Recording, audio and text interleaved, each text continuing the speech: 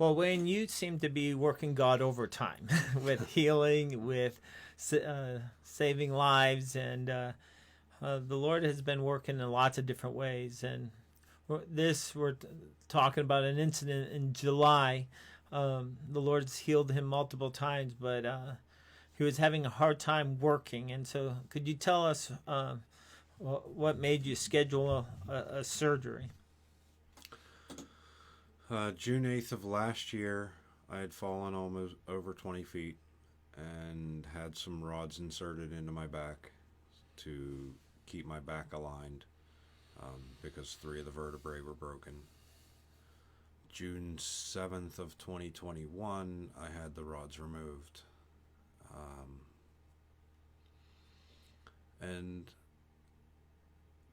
come the middle to end of July, July 19th, I was scheduled to have surgery to remove an infection that just wasn't going away with antibiotics. It had creeped up after the surgery. To remove the rods, which is rather rare, they were taking foreign bodies out. Typically, the infection comes whenever they put foreign bodies in you. So the doctor had me scheduled for a surgery, and it never happened. So why didn't it happen? What happened the Sunday before? It wasn't just the Sunday before. After the surgery to remove the rods, I had attended service every week and had asked for healing for my back. There was 6 Sundays to be exact. And so could you tell the people who are listening, they might know I guess it's a tradition. I don't know. It's something the Lord has asked us to do. What happens in church each Sunday? Each Sunday in church, we have a part of the service that's dedicated towards healings, towards asking the Lord to heal physical and emotional and any other problems that need healed in our lives. So what does the pastor ask? Generally, he asks if you need a healing to raise your hand or to come to the altar to have hands laid upon. And each Sunday, I'd always had to fight through not wanting to do it.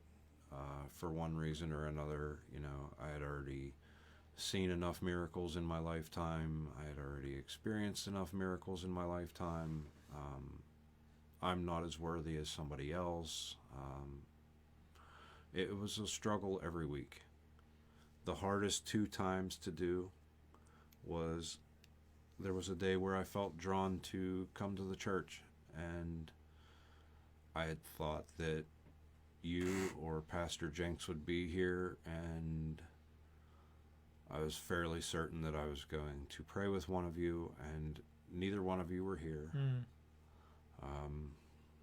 The worship team for that week was actually down at the altar, and they were practicing, and I almost walked out because nobody was here, and they were busy, and I almost didn't feel like I was worthy of being here. But I went to the altar anyway. And between that and the 6 services, 7 times I had asked for healing inside this building. And so the infection was bad enough to get had a surgery date. And then the Sunday before, which was the 7th, was it? The 7th time? Yes. The 7th time. And the infection started to do what?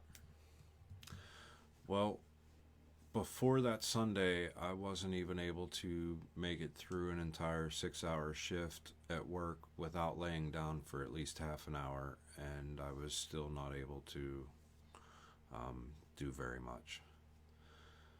The last time on the day right before the surgery, it was also another hard time because I had felt like one part of me felt like, well, if God was going to heal me, he would have already done it.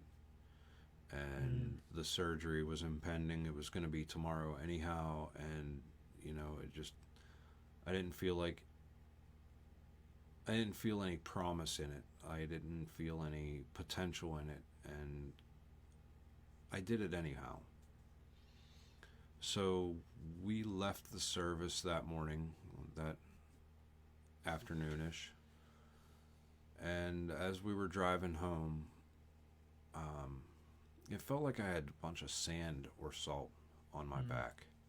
It was kind of like an irritation, kind of like a burning, but just annoying, really. And it felt like that throughout that whole entire day. And to be honest, until I went to the hospital the following day for the surgery. As I'm laying there, they had me all prepped up. They had the IV started. They were about to hook it up, and the doctor came in to mark my back for the surgery, and he's sitting there looking at it, and he says, you really don't need to be here. Everything's all cleared up. Everything's all sealed up, cleared up. I don't know what you're doing here. And he said, I don't know what happened, but you don't need the surgery now. And I knew in my heart, I knew what happened. God had healed me. And at first I didn't believe it because I had always heard that there was some sort of burning and I didn't feel different in any other way. And as I was sitting there thinking about it, I remembered about the sand or the salt. And that was yet another miracle in my life. We have so much to praise God for. And if you watched part 2, you heard Wayne says, I'm going to praise God in the tough times and in the good times. And you know what? We're praising God still. I thank him every day. You guys have a good day and God bless.